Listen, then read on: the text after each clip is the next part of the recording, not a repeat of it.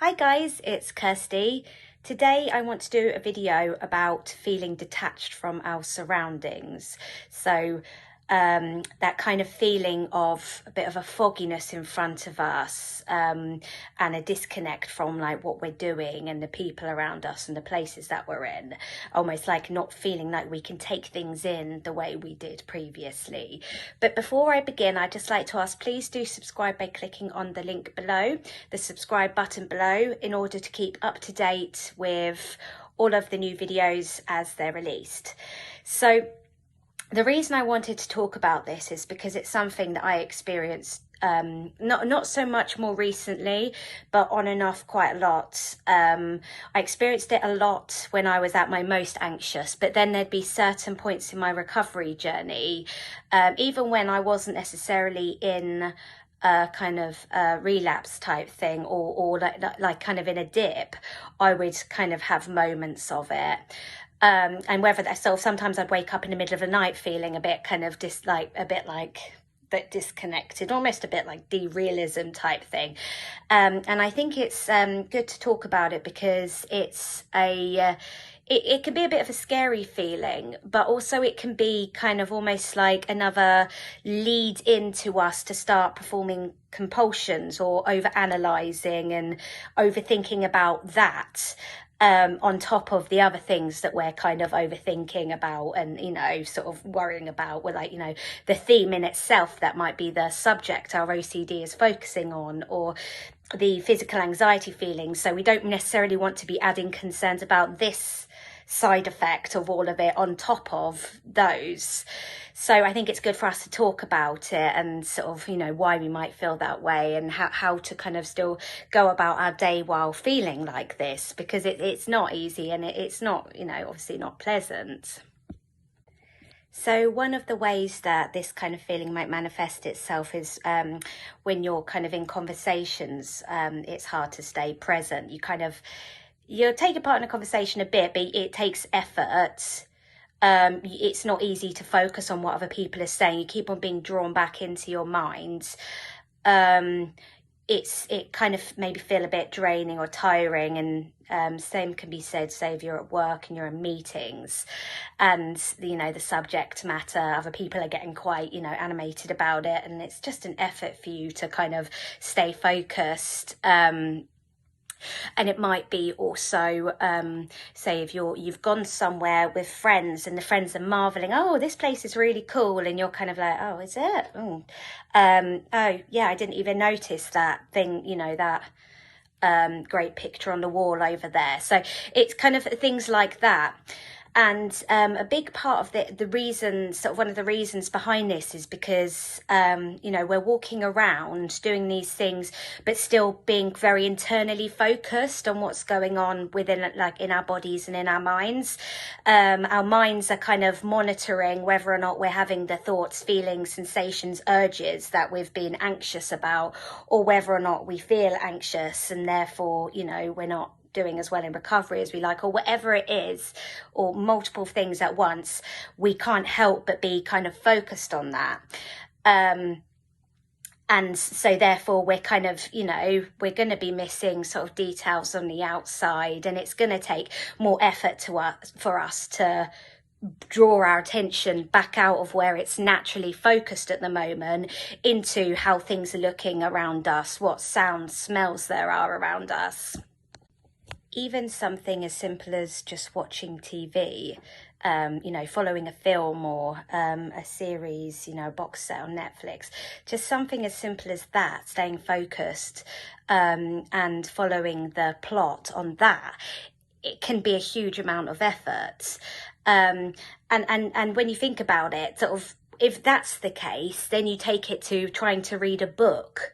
And then you sort of, you're reading and then you're turning a page and you realize, 5 pages later, you've not actually taken anything. You can't remember anything you've read because you've been kind of skimming it, and then you go back and you might try and reread it. And again, this is because, your mind's kind of naturally been for quite a long time focused on what's going on internally with you, that you know, all of these things where we're kind of trying to take in something outside of us, our bodies and our minds, it does take effort. And I know this can be particularly difficult for people when they're, you know, beginning on their recovery journey and they're trying to read the books on the reading list, or read any books that could be, you know, self-help. And that is so difficult when you're trying to do that, but you feel like you're not taking it in, but you're like, then you feel like, oh, I'm putting pressure on yourself because you feel like your recovery relies on you being able to take it in. And that, you know, so like going back and rereading, you can find yourself doing that and still not. I think, you know, when this is the case, sometimes it's best just to, you know, just do the best, you know, in the moment, do the best you can. You know, go back, reread it, but don't keep doing that. You know, read it for a bit longer, put it down, go away, come back to it. But it's completely normal to struggle to take it in when you're feeling like this. You know, over long periods of time, we've been monitoring what's going on in our bodies, you know, waking up, doing a little sort of, you know, mental search. Are the thoughts, feelings there still? How am I feeling today? Is it safe for me to go out, or am I going to continue, you know, am I going to sort of have my urges that I've been having, or, you know, the thoughts, or am I going to have a panic attack, or, you know, anything like that. Our minds have become naturally accustomed to monitoring our inner states, and that's why it's so difficult for us to focus on outside. So, you know, when this is the case, what I would suggest here is, as difficult as it is, please don't avoid doing things where you do, you know, where you will be focused outwards. Even if you're doing it and your mind keeps coming back to you, I think it's useful here not to, you know, don't beat yourself up over the fact that you're obsessed with what's going on internally, essentially. Don't beat yourself up for that. Bring it along. So bring the internal focus along with you.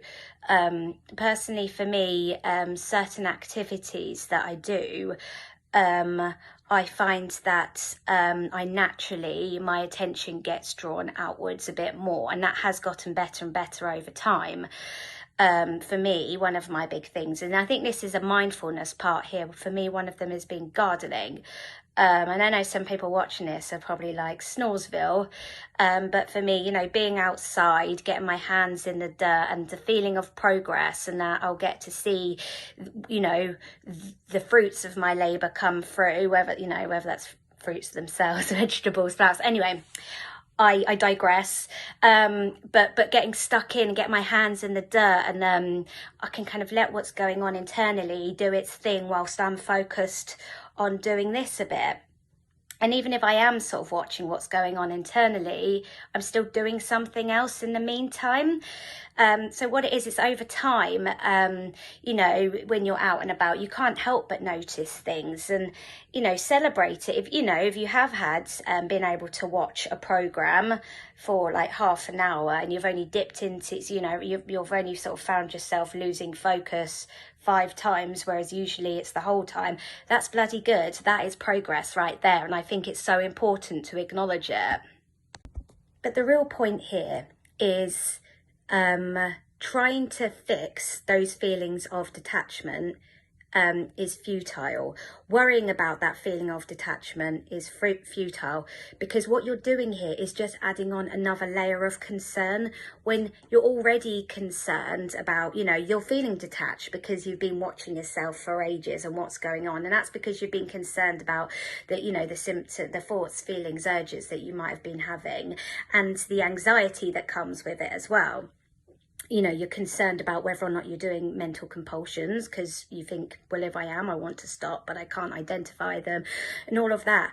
So what you don't want to be doing is then realizing that, you know, a part of what's keeping the cycle going is being, you know, so internally focused, and then being, well, how can I stop being internally focused? The key here is to not avoid, you know, go about your life, continue working on your OCD recovery, but accepting that detached feeling as a symptom of the whole thing, and don't worry about it as its own separate entity and try to fix it. That feeling of attachment and connection to your external surroundings gradually does come back piece by piece. But it takes time, and you might feel connected again to people that you're with, and notice that you can start having conversations where you're fully in a conversation. You don't keep dipping into your own mind, but then the next day you keep dipping back into your own mind again. You know, you keep on sort of going back and forth, and it's not in your control really. It's kind of an over time thing, and you know, just because you have a day where you're feeling a bit more sort of connected and sort of in the moment, the next day you might not feel like that. And I think it's useful for you to not try and fix that situation, not desperately try and, you know, compulsively meditate or something so you can feel mindful again and be in the moment. That's, you know, that's a technique and that's a quick fix. And as we talk about a lot on this channel, and everyone would say in reference to anxiety, OCD, panic attacks, there is not a quick fix. There's not a quick fix for, you know, conditions of the mind. If we can learn to sort of just feel this way and almost expect to feel this way, it doesn't then, if you go into a situation with friends or family or, you know, into an external situation, go to a museum or go to visit a nice garden or in a gym or a meeting at work or anything like that, almost if you go into it expecting to feel disconnected, you know, and separate from the situation, from other people, that can take away part of the sting. If you kind of just accept, you know, you're expecting it, okay, you know, you don't have to say necessarily bring it on, but if you kind of think, well, I'm going to go on this date and I'm probably, you know, not going to feel remotely connected to this person because I've been anxious today, but, you know, I'm attracted to them, you can view it with less kind of concern and discomfort then, because essentially you've kind of said, you know, I'm not loving the idea of this, but I'll bring this feeling along anyway. And that can really help. It's the same as kind of, you know, sitting with anxiety or, you know, getting comfortable with uncertainty. There's also trying to practice becoming a bit more comfortable with feeling a bit detached sometimes. I think that people who don't suffer from mental health difficulties probably feel detached sometimes as well, if they're having, you know, a particularly bad day, or if they're feeling a little bit stressed at work, or you know, if there's something that they're kind of thinking about, but they probably don't obsess over the feeling of feeling detached, and that's maybe why they're able to, the next day it probably goes away a bit faster, whereas for us, we're very used to holding that giant thermometer up to our minds about, you know, to keep an eye on how we're thinking, feeling, kind of, etc.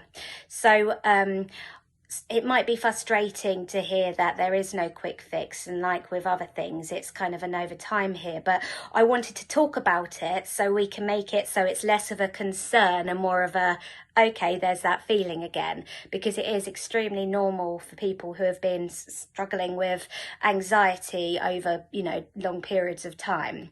And I would imagine it would be if somebody was struggling with just feeling depressed and low, and which would probably feed into that loop then. When they start noticing that feeling, it probably makes people feel more so.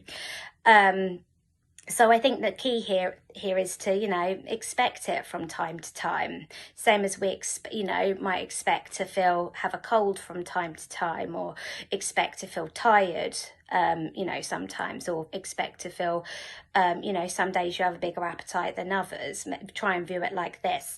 But I hope this video has been helpful if this is something that you're struggling with. It definitely was for me, and as somebody who really values human connection, a lot of my kind of obsessions have been kind of surrounding these kind of topics, like fear of, you know, not feeling connected to people. So this was something that, you know, it was something that affected me quite a lot, especially when I was kind of got a bit further along in my recovery journey, and my OCD started to cling to my recovery as well then. So then it was like, well, if I'm feeling disconnected, then I'm not being mindful, I'm not doing things right. So, you know, you see how it can spiral. But thank you very much for watching, and I hope everyone's keeping well and safe at the moment, and I'll see you soon. Bye.